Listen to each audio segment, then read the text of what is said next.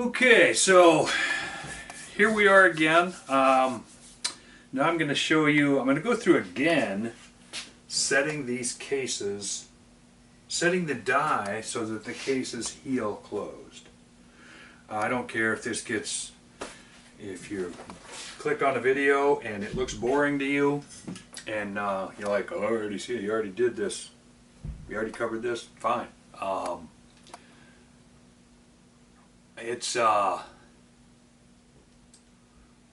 I'd rather go over something 3 or 4 times to make sure that it's understood instead of forgetting or referring to something. I refer to stuff a lot. See, this self-edited video is frustrating me because I'm always referring to stuff. Yeah, that time we have with. Right now I'm still in a place where quite a bit of this stuff has been done once, but with the music playing, I'm not saying blaring, in some cases it was blaring. When I'm out on the lathe, it's just boop, boop. When it was in here, it was quiet. But anyway, some of these I'm redoing, some of them I'm not. I'm trying to put them back in. Just saying, if I repeat myself, live with it, deal with it. So, I'm going to go ahead and set this die up. I ran this one in just to make sure that I had picked the correct bushing. Bottomed it out. Does not fit in the gun. I'm going to turn this gun just a little so those will fall in and out easier for me. Has nothing to do with you. Does not go down. Hammer it out. No, I'm not hammering on it. So, I take this back. Get the case up out of the way, get everything out of my belly bone here, run it in just a little bit. When I say just a little bit, that's really what this is. I don't take measurements on this, we're going completely by feel.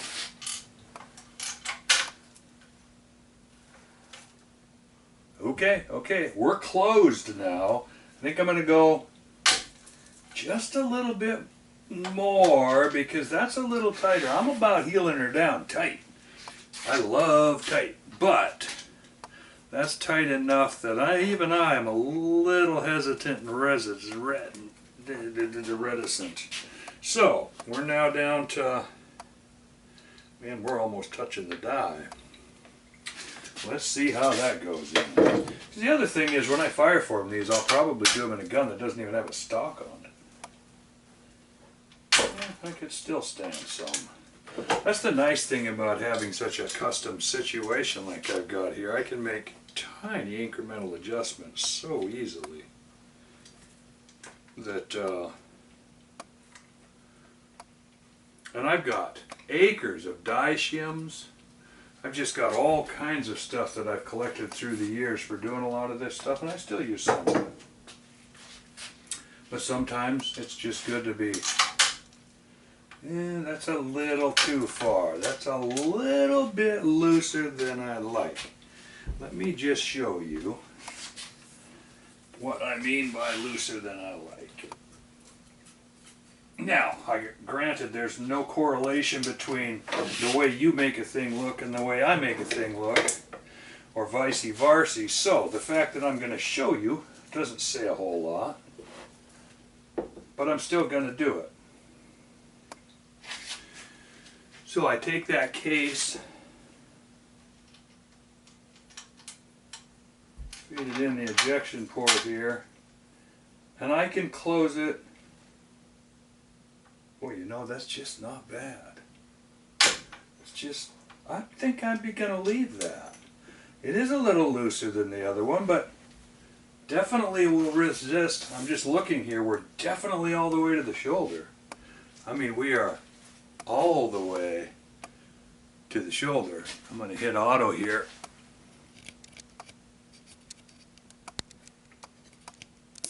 Come on, auto. My big bald head should focus that camera. Come on, right here, biggest thing in the picture. Get alongside. My beard looks like it's in focus, and maybe, but we need to get it out in the light. You need to get out where you can see it. This case neck is nicely formed down. Now the problem is, even now, this case is, it could be turned. It looks really, really, really nice. It looks like something that we could work with. But I'm still going to slap it out. I'm still going to bash it out in a chamber for two reasons. Number one, it's going to harden this neck up. So that, all of this is about learning a new way of making case necks. This is a good looking case neck. This would go on a mandrel really nicely.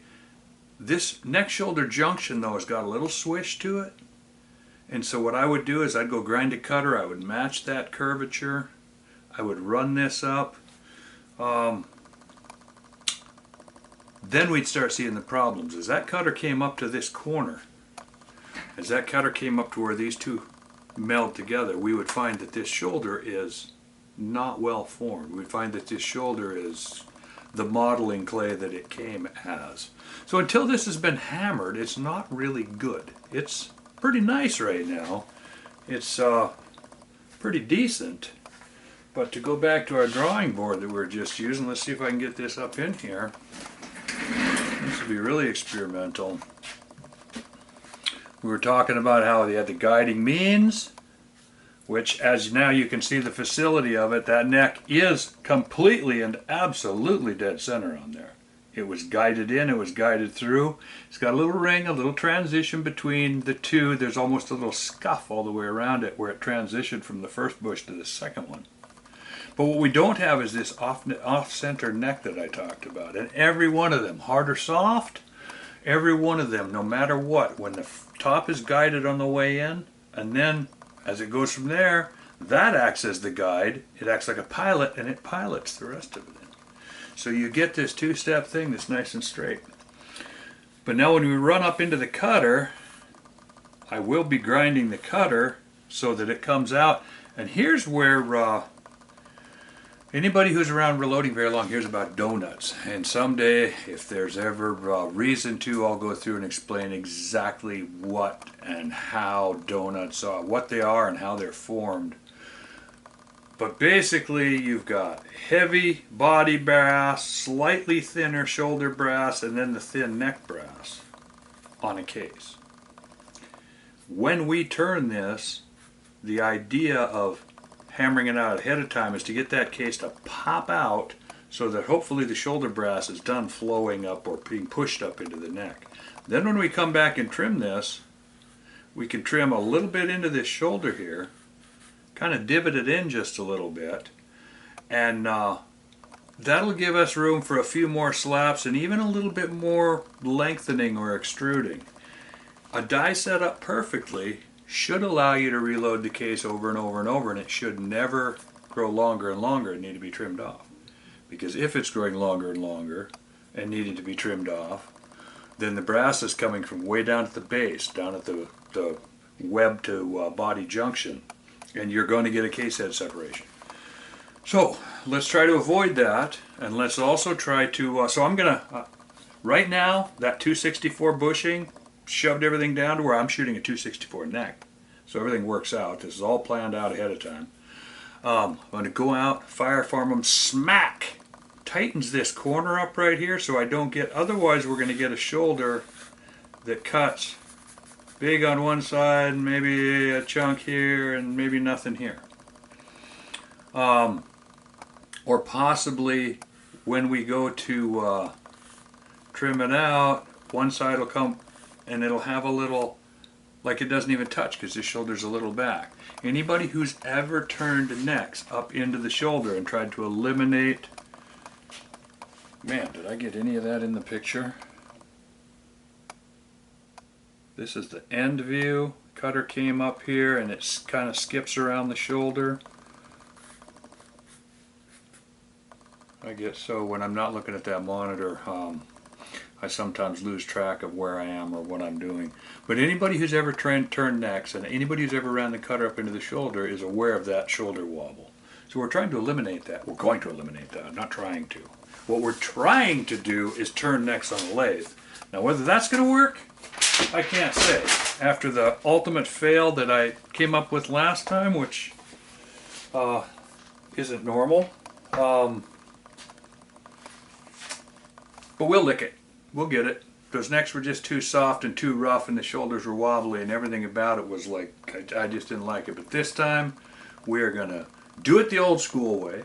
What I used to do is set them up to this, give them a pop, and do them on my conventional neck turning equipment, which is, I've showed you this shot before. So as I'm going back to my other, I'm just gonna swing this shot down, and you're gonna see, this is my case prep area. I'm not going to spend a lot of time on it, but we're right here at the same place. And now we're going to, oh, that's not going to work so good. Get set back up here where we can see what we're doing.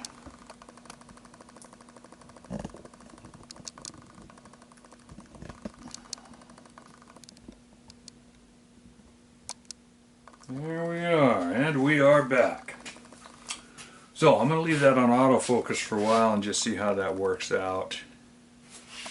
So, I'll see. Yeah, maybe I'll go back to manual. I'm not totally... So what I'm going to do is go finish slapping these all together. Not going to bore you with going clickety, clickety, clickety, clickety, doing all that. There's one other thing I'm going to show you. Right here on my rack is a roll of hacky tape. And this hacky tape is important. This is something that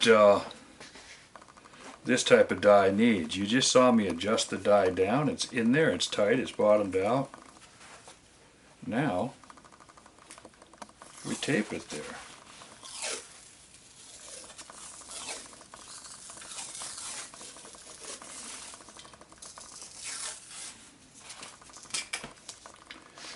It's not tight. It's not, all it is that I'm wiggling around and moving and working on stuff. It doesn't go anywhere. I just use it. That's all. I don't have to tighten any set screws. I could tighten the set screws, tighten the locking ring, set everything. But it's where I want it right now. And I'm going to hockey tape it anyway. It does not matter. I've had way too many of these things in the past. Many times had stuff come loose. So, simple little thing. Sorry to rant on like that about it, but now I've got something that I can go over here, go to town with, make perfect cases that will all be perfect crush fit, go into the gun exactly the way I want them, walk out, fire form them so now they pop out to exactly what I want, and then go see if we can figure out this here neck turning on the lathe mess, because man, I made a bollocks of it last time. I've been trying to post it. You'll probably see that. I have no problem with documenting my failure. So hopefully that's up. This YouTube thing, if any of you have YouTube channels, you know what I'm talking about. Putting up a YouTube channel and feeding it is, unless you've got a super duper high speed, I'm on DSL. Little 20-minute video takes 6-7 hours if I don't get interrupted. I'm on the end of a long road. So enough of my whining and grunting and talking and whatever. I'm going to shut this down, get these popped out, get back set up over here, and start showing you how we're going to load them up with Clay's shotgun powder. Pop them out with no bullet.